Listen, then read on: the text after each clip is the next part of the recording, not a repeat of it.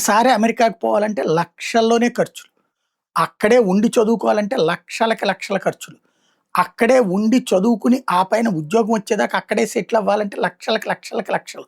కానీ ఈ డబ్బులు ఎక్కడున్నాయి?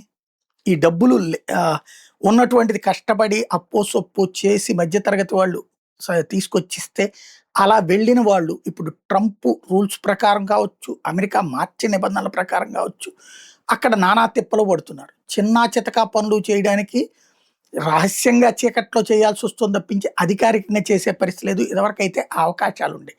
దాంతో పాటు కొత్తగా అక్కడ ఇండియన్స్‌కి కావచ్చు, ఇతర దేశాల వాళ్ళకి ఉద్యోగ అవకాశాలు దారుణంగా పడిపోయినాయి. అసలే ఉద్యోగ అవకాశాలు లేవు. పైగా ఏఐతో ఇంకో దెబ్బ. వీటికి తోడు ఇప్పుడు విదేశీయులకు వద్దనేటటువంటి ఫార్ములా. ఈ అన్నిటి దెబ్బతో అక్కడికెళ్ళి లక్షలు ఖర్చు పెట్టినటువంటి వాళ్ళు ఆత్మహత్యల బాట పట్టడం అన్నటువంటిది ఆవేదన కలిగిస్తోంది. అందులో మన తెలుగువాడైనటువంటి కుర్రోడు ఎవరైతే చికాగోలోని డీపాల్ వర్సిటీలో మాస్టర్స్ చేసినటువంటి చందు అనే యువకుడు, కర్నూలు జిల్లాకు సంబంధించినటువంటి యువకుడు ఆత్మహత్య చేసుకున్నాడు.